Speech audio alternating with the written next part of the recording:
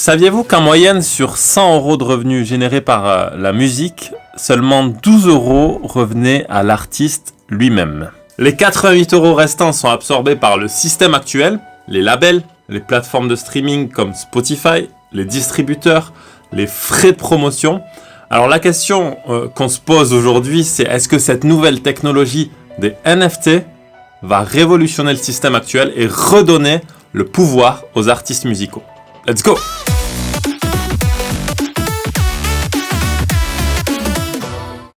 Pendant 20 ans, on nous a dit qu'Internet allait sauver la musique, que les musiciens pourraient directement se connecter à leurs fans, prendre le contrôle de la diffusion de leur musique pour gagner leur vie sans faire partie du système mis en place par les majors depuis l'ère du vinyle. Dans la théorie, c'est possible, mais dans la pratique, comme toujours, c'est un peu plus compliqué que ça. On a eu plusieurs cataclysmes qui ont à chaque fois radicalement changé la façon de consommer la musique. On a eu Napster, on a eu iTunes, maintenant Spotify, mais à chaque fois l'industrie arrive à s'adapter et arrive toujours à se mettre entre les artistes et leurs fans pour récolter des profits. Alors pourquoi cette fois-ci, ce serait la bonne? Un NFT, c'est en quelque sorte un certificat d'authenticité numérique. Le NFT pour l'art, c'est ce que le Bitcoin est à la monnaie. En fait, la technologie que ça utilise, ça s'appelle la blockchain. C'est un moyen numérique d'enregistrer des informations qui peuvent pas être effacées ou modifiées, mais qui sont quand même transférables. NFT, ça veut dire non-fungible token, un jeton non fongible et donc unique et en version, en édition limitée. Et c'est là où ça devient un peu plus intéressant pour les artistes. Pensez à un NFT comme une œuvre d'art que quelqu'un pourrait collectionner, la première édition d'un livre signé par l'auteur, à une impression d'une peinture signée par l'artiste lui-même, ou même à un disque vinyle en édition limitée, signé par tous les membres du groupe. Vous pouvez créer une multitude de NFT d'une œuvre, mais celui qui la possède ne peut que la transférer, l'exposer ou la vendre, mais jamais la copier, même si elle existe que sous forme numérique. Et ça, jusqu'à présent, c'était impossible à faire. Ça pourrait être un JPEG, un MP3, un PDF, en fait n'importe quel fichier. L'achat d'un NFT permet aux clients ou aux fans de prouver qu'il est propriétaire de l'œuvre qu'il collectionne, quel que soit le nombre de copies numériques existantes. Et c'est là où ça devient un petit peu plus what the fuck. Si vous prenez une guitare Fender Stratocaster, ça coûte 600 €, ok? Personne ne voudrait mettre plus que 600 € pour en acheter une. En fait, c'est le prix du marché. Maintenant, vous prenez la même guitare, sauf que c'est celle qui a appartenu à Jimi Hendrix, et en plus, il a joué à Woodstock avec cette guitare. Là, il y a des gens qui sont prêts à mettre des centaines de milliers d'euros pour l'acheter. C'est juste la loi de l'offre et de la demande.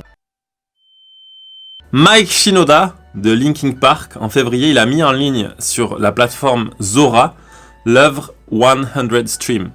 C'est juste un fichier GIF et il a vendu pour 30 000 $.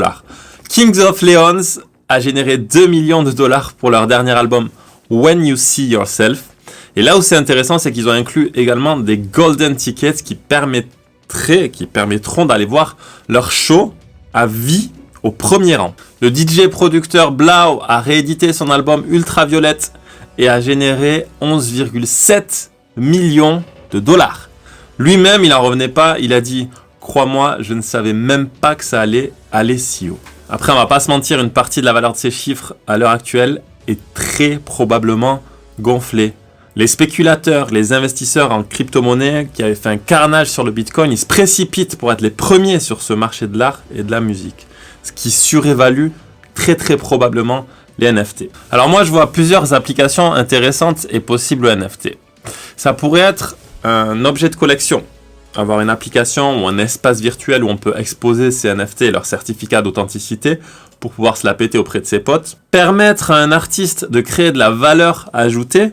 En fait, au lieu de juste vendre un album numérique, l'artiste pourrait ajouter un contrat de cession de droit d'auteur pour autoriser l'acheteur à utiliser l'œuvre comme il le souhaite. Un pourcentage de royalties à partager. Le fan acheteur se placerait en position d'investisseur dans la carrière de l'artiste. Achète mon album maintenant et s'il marche, tu auras un retour sur investissement. Des tickets de concert. Bon, ça, quand il n'y aura plus de pandémie mondiale. Des pochettes d'albums uniques, une collaboration avec l'artiste, un appel Skype avec l'artiste. Il y a toutes sortes de choses possibles et inimaginables. Et là, je fais confiance aux artistes avec leur créativité pour pouvoir donner une expérience différente et unique de juste écouter un album sur Spotify. Et c'est là où je pense que ça peut faire la différence avec le système actuel. Il y a un fossé énorme dans notre culture entre la valeur que la musique apporte à la vie des gens et en fait le prix qu'ils paient pour l'obtenir. En fait, cette valeur, elle a été maintenue artificiellement basse pendant des années par les grandes entreprises, les plateformes, les majors, et tout ça pour empêcher le soi-disant piratage qui réduirait bien plus leurs énormes bénéfices que les revenus des petits artistes. L'idée, c'est que une œuvre d'art, en fait, si elle est reproductible à l'infini, ben, elle perd toute sa valeur. C'est sans doute pourquoi on touche que 0,004 $ par stream sur Spotify. Vous imaginez ? Une chanson qui peut totalement changer une vie, peut-être même sauver la vie de quelqu'un, votre chanson préférée qui vous suit depuis votre naissance, qui a une valeur inestimable pour vous, eh ben, elle vaut 0,004 $. Avec un certificat d'authenticité numérique, ben, ça changerait la donne. Après, ça peut aussi soulever des questions intéressantes sur ce que signifient réellement les termes art et authenticité. Il y a aussi une grosse part de spéculation et de personnes qui ne sont pas là du tout pour l'art, mais plutôt pour se faire de la thune. Le scénario le plus optimiste, ce serait que les NFT donnent aux musiciens le poids économique qui leur ont fait défaut dans l'état actuel des choses. Mais malgré ça, tout ce qu'ils ont fait jusqu'à présent, les NFT, c'est de créer quelques heureux gagnants supplémentaires comme Blau ou Kings of Leon, mais ça n'a pas encore changé les règles du jeu. Tout repose sur la rareté et la valeur psychologique qu'un artiste peut donner à une œuvre d'art. Et l'influence que cet artiste peut avoir est très étroitement liée à sa popularité en fait. On peut croire que si on n'a pas 1 million de fans actifs, on n'arrivera jamais à créer de la hype pour notre album musical. Mais je reste optimiste parce que même un tout petit artiste qui n'aurait que quelques centaines de fans a forcément quelques super fans dans sa communauté, dans sa fanbase, qui seraient prêts à le soutenir à fond et à acheter des œuvres uniques ou des NFT. En fait, vendre 10 albums NFT à 10 € pièce, ce qui est largement faisable, pour générer 100 €, ben c'est gagner autant d'argent que si on faisait 25 000 streams. Les technologues aiment parler de Web 3.0. Alors, espérons que le futur Internet, quel qu'il soit, sera plus favorable aux artistes qu'il ne l'a été avec le Web 2.0, avec son économie de la viralité et de l'attention. L'industrie musicale du passé n'a pas été construite pour nous, artistes, en 2021.